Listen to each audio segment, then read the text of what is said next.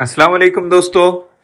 अभी हम 10th class exam की तैयारी कर रहे हैं और साइंस के पेपर होना बाकी है। साइंस फर्स्ट की तैयारी मैं भी आपको करवाऊंगा। इससे पहले मैंने साइंस का पेपर लिखते वक्त किन बातों का ख्याल रखना चाहिए 2024 का पर्चा हल करते हुए मैंने आपको बताया था। ठीक है, तो अभी मैं आपको जो साइंस में पहला सवाल होता है, सवाल नंबर 1, वो ए और बी में होता है। ए 5 मार्क्स के लिए होता है, कसीर मुतबादिल वाले सवाल, और बी होता है ऑब्जेक्टिव वाला, एक जुमले में या एक लफ्ज में जवाब देना होता है। तो उन दोनों की मैं अभी आपको इस वीडियो में तैयारी करवाऊंगा। ठीक है, इसके अलावा में भी मैं इस पर इसका कुछ आधा हिस्सा बाकी है इस वीडियो का, तो मैं वो आपको डालूंगा इंशाल्लाह।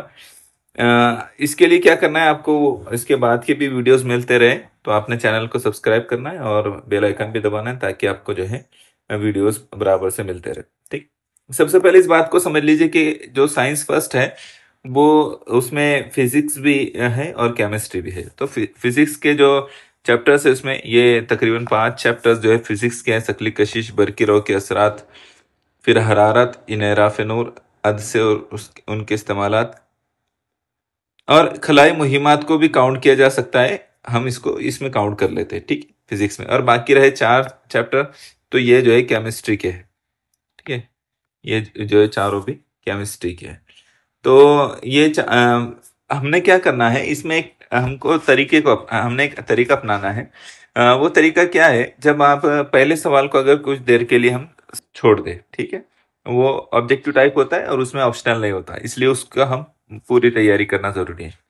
रहे सवाल नंबर 2 से 4 तक, यानी 30 मार्क का पर्चा, तो उसके लिए पूरे 10 सबक पढ़ना अभी हमारे लिए जरूरी नहीं होगा, क्योंकि वो ऑप्शनल होते हैं। अगर 4 सवाल दे रहा है, 5 सवाल आ रहे हैं, ठीक है, 5 में से कोई 3 करना है, तो क्या करेगा कि मैक्सिमम जो है या दो दो जो है फिजिक्स और केमिस्ट्री के देगा। हो सकता है किसी के 3 दे दे, किसी के 2 दे दे। तो हम इसी बिना पर क्या करेंगे, 3 चैप्टर्स को स्किप करेंगे। अभी ऑब्जेक्ट पहले सवाल को हल करते हुए पूरे चैप्टर्स लेंगे हम 10 के 10, लेकिन जब आगे के सवाल करेंगे तो 3 चैप्टर को स्किप करेंगे हम। लेकिन इसके बावजूद भी आप पूरे सवालों के जवाब दे सकेंगे इस अंदाज से। मैंने पेपर्स की स्टडी किया हो तो मुझे ये समझ में आया है कि पूरे सबक को अभी हमने रिवाइज करने की जरूरत नहीं है, जो पहले हो गए। ठीक है, चलिए यहाँ पर हम ऑब्जेक्टिव क्वेश्चन ले रहे हैं। पहले सबक से शुरू करते हैं हम। शकली कशिश। शकली कशिश में कौन कौन से जो है ऑब्जेक्टिव क्वेश्चन दिए गए, बहुत स्पीड से लेना पड़ेगा, आपने इसको दोहराना है जब जरूरत पड़े, आपने इसको याद रखना है। ठीक है, यहाँ पर 4 ऑप्शन वाले सभी क्वेश्चंस मैंने कसीर मुतबादिल जो होते हैं, जो पॉसिबल है आ सकते हैं, वो सभी को मैंने यहाँ पर ले लिया हूँ। वो तमाम क्वेश्चंस यहाँ पर आ गए हैं हर सबक के। तो मैंने 10 के 10 सबक के इसमें लिखा। तो मैं क्या करूंगा, थोड़ा तेजी से जाऊंगा, तेजी से आगे बढ़ते जाऊंगा। तो आपने जो है, जब आपको लगा कि स्पीड ज्यादा हो जा रही है, आपने उसको स्लो कर लेना है या स्टॉप करके रीडिंग करना है। ठीक, आर फासले पर वाक़े 2 जर्रात के दरमियान शकली कुव्वत। तो क्या होती है शकली कुव्वत? 2 जर्रात के दरमियान में आर फासले पर वाक़े जो शकली कुव्वत होगी तो वो 1/r² के बिलरास तनासुब में होती है। ठीक है, जैसे जैसे हम सतह जमीन से ऊपर जाते हैं, जी की कीमत बढ़ती है, तो क्या बढ़ती है, जी की कीमत बढ़ती है कि कम होती है? तो कम होती है। जैसे जैसे ऊपर जाएंगे ग्रेविटेशन जो है कम होता जाएगा, शकली कुव्वत जो है कम होती जाएगी जमीन की। एक जिस्म का चांद पर वजन 120 न्यूटन हो तो जमीन पर उसका वजन क्या होगा? तो कितना होगा जमीन पर उसका वजन? तो 720 होगा। कितना होगा? 720 न्यूटन होगा। आपने याद रखना है 120, अगर अगर आप ये चेंज कर देता है, ठीक है, अगर ये चेंज कर देता है तो आपने उसको देखना है कि 6 के मल्टीप्लाई में लेके जाकर चेक करना है इसको। ठीक है, यहाँ इसके दरमियान में एक तनासुब देखिए और उस हिसाब से उसको चेक कीजिए। अगर ये नंबर चेंज हो जाए तो आप यहाँ पर इस नंबर को भी चेंज करेंगे 6 के मल्टीप्लाई में लेके जाकर। ठीक है, जैसे 12 चक्के 72, इस हिसाब से लीजिए उसको। तो वहां पर जो है क्या रेशो बन रहा है वो देखिए। एक जिस्म की सतह जमीन से गुरेज शकली रफ्तार क्या होती है? तो ये यहाँ पर जो है ऑप्शन नंबर 20 का जवाब आएगा। दूसरा दूसरा देखिए, इस पर 6 हमने क्वेश्चंस निकाले हैं। एक जिस्म को चांद की शकली कुव्वत से आजाद होकर भेजने के लिए गुरेज शकली रफ्तार तकरीबन कितनी होती है? 2.37 किलोमीटर पर सेकेंड होती है।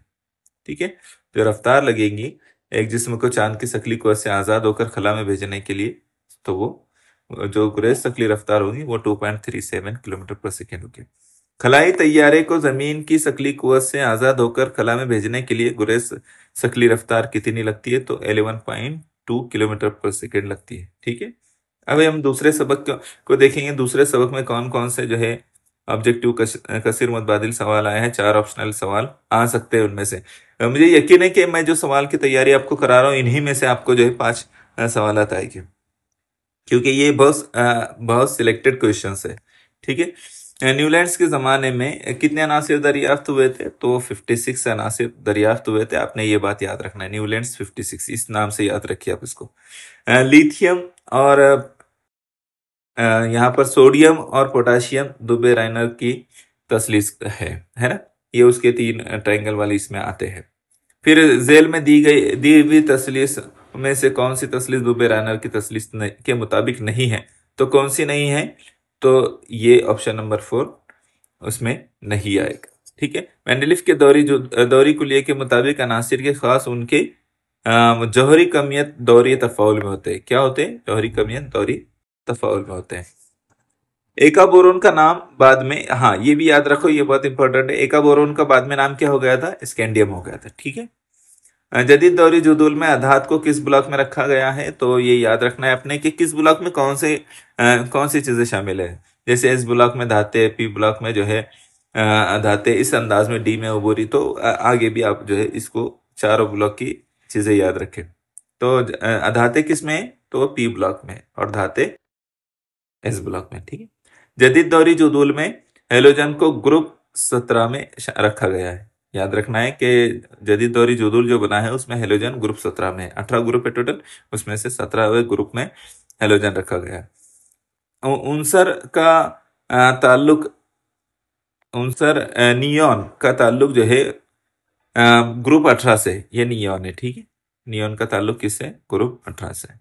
अल्कली जमीनी धातुओं की गिरफ्त 2 है, यानी जदीद दौरी जुदूल में उन्हें ग्रुप 2 में रखा गया है। ठीक है, जगह दी गई है उन्हें। अल्कली धातु के बैरूनी मदार में इलेक्ट्रॉन की तादाद 1 होती है। याद रखिए ये, अल्कली धातु के बैरूनी मदार में इलेक्ट्रॉन की तादाद कितनी होती है? तो 1 होती है। ये जो है अल्कली धाते, जमीनी धाते, इसको अच्छे से याद रखिए आप। ब्रोमीन वह हेलोजन है जो आम दर्जे हरारत पर माए हालत में पाया जाता है। ब्रोमीन वो हेलोजन है जो आम दर्जे हरारत पर माए हालत में पाया जाता है। इसको ज़हन नशीन रखिए। उनसर एक्स के क्लोराइड का सालमी ज़ाब्ता XCI, ये मरकब ऊंचे नुक्ते पिघलाव वाला ठोस है। एक्स उनसर दौरी जुदूल के जिस ग्रुप में मौजूद है उस ग्रुप में जेल में कौन सा उनसर शामिल होगा? तो कौन सा होगा? Sodium, Na।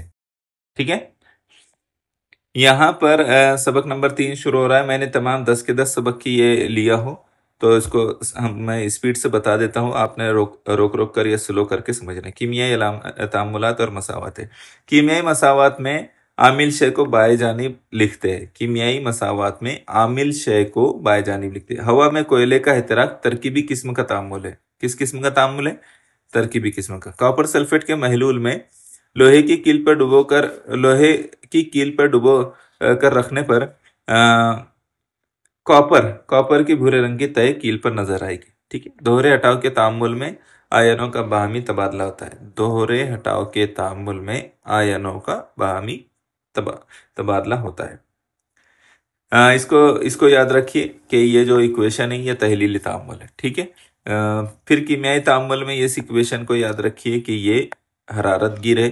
फेरस सल्फेट की फेरिक सल्फेट में तब्दीली एक अमल तकसीद कहलाती है। लोहे की शीट को जंग से महफूज रखने के लिए उस पर जिंक जस्त भी उसको हम कहते हैं, तो जिंक की धात की तय की जाती है। ठीक है, लोहे की कील का कॉपर सल्फेट के साथ कीमियाई तामुल ये क्या कहलाता है?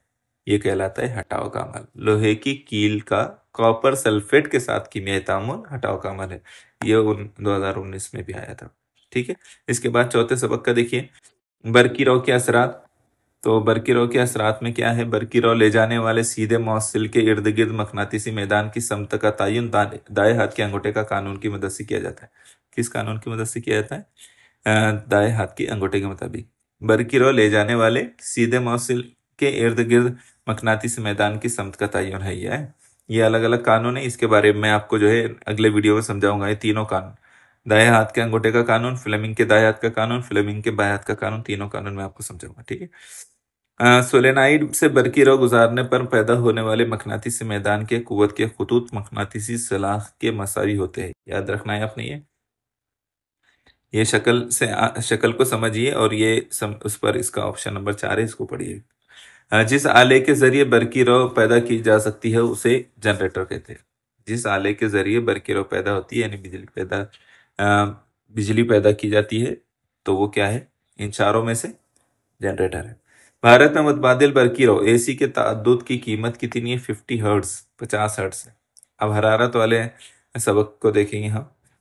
ऐसा मजहर जिसमें बर्फ पर दबाव डालने पर बर्फ की ठोस से माय हालत में तहवील हो जाती है, दबाव हट जाने पर माय दोबारा ठोस हालत में तब्दील हो जाता है, तो उसको क्या कहते हैं?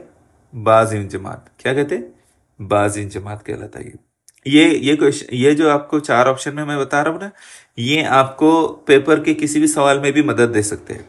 जैसे आपको सवाल नंबर 3 में सवाल अगर आ जाता है कि बाज इंजमात से क्या मुराद है, तो तब भी यही सवाल ये आपको काम आएगा।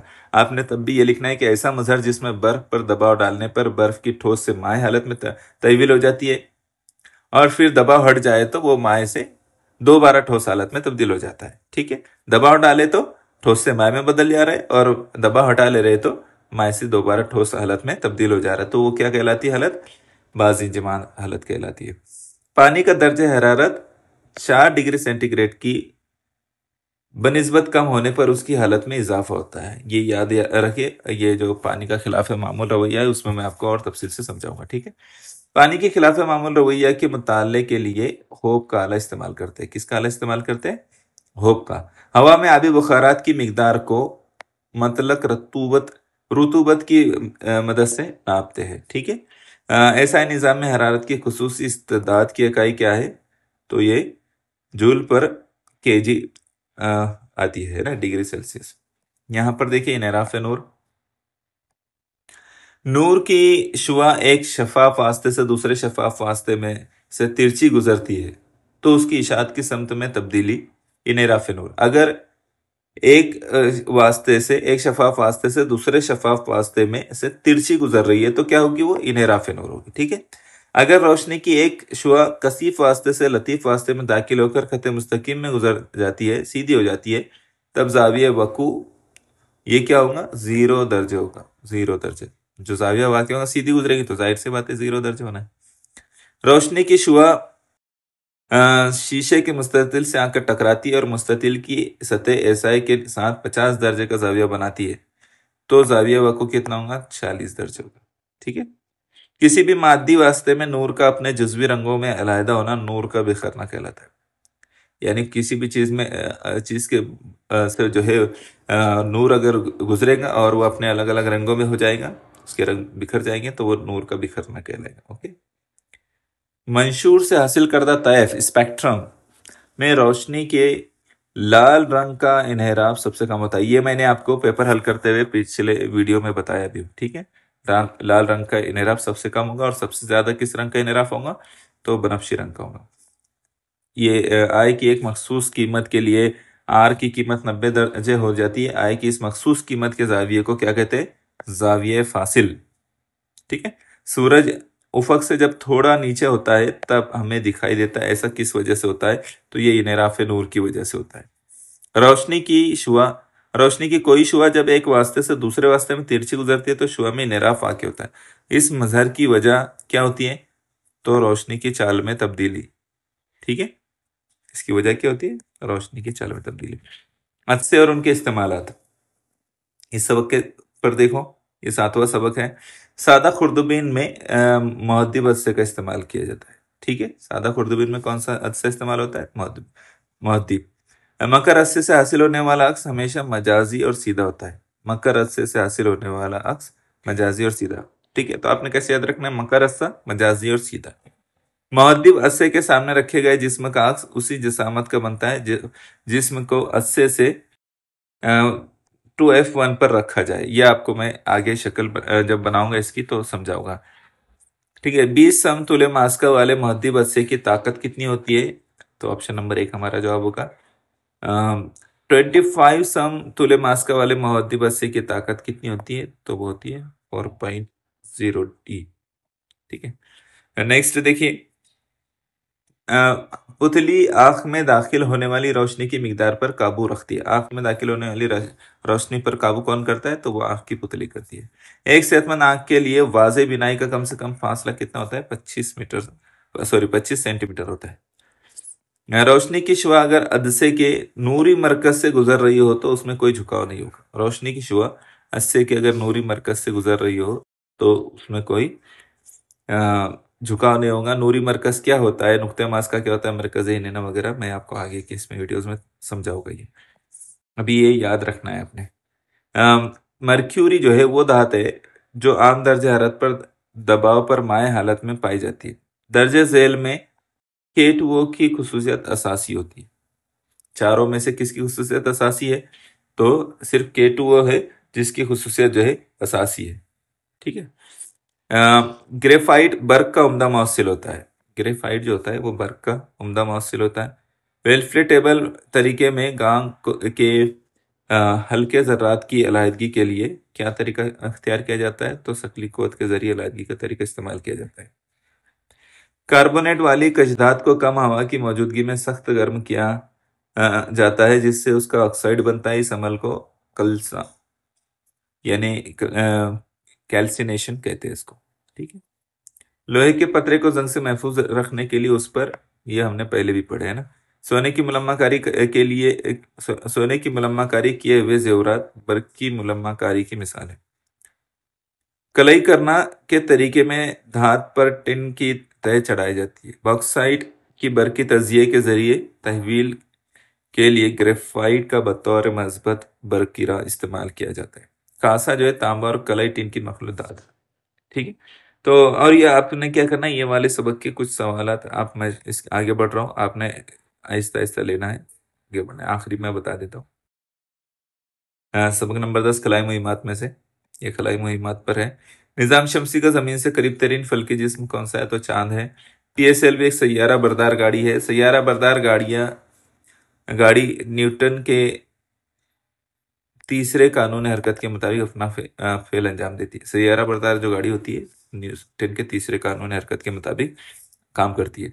सतह जमीन से दरमियानी अर्जी मदार की ऊंचाई कितनी है? तो 1500 मीटर। दरमियानी वाले की है, निचले की नहीं है। दर्ज झेल में से कौन सी सैयारा बरदार गाड़ी जो भारत से ताल्लुक रखती है? तो PSLV है। ये 3-4 तरह की है गाड़ियां, इसके बारे में हम देखेंगे इंशाल्लाह। ठीक है, आखिरी क्वेश्चन देखिए। जमीन के इर्द गिर्द यकसा दायरी हरकत करने वाले सैयारे की ममासी रफ्तार, ये अपने ऑप्शन नंबर बी, ये यहाँ पर हमने कंप्लीट किया है। इसको एक बार आप ठहर ठहर कर पढ़े। यकीन जाने इसमें से आपको जो है ये बहुत सिलेक्टेड क्वेश्चंस हमने जमा किए हैं। बहुत तफसीली वीडियोस पर नहीं बनाए जा सकते थे, इसलिए हमने बहुत स्पीड से इसको कवर किए। अगले वीडियो में मैं इसका हाफ पार्ट जो है ऑब्जेक्टिव का वो कवर करूंगा। फिर उसके बाद वजूहात वाले क्वेश्चन, इस तरह से हम पेपर पैटर्न के मुताबिक पेपर आने से पहले पहले पूरी तैयारी कर लेंगे इंशाल्लाह, पेपर शुरू होने से पहले पहले। ठीक है, चलिए फिर मुलाकात होंगी इंशाल्लाह नेक्स्ट वीडियो में। जज़ाकल्लाह खैर।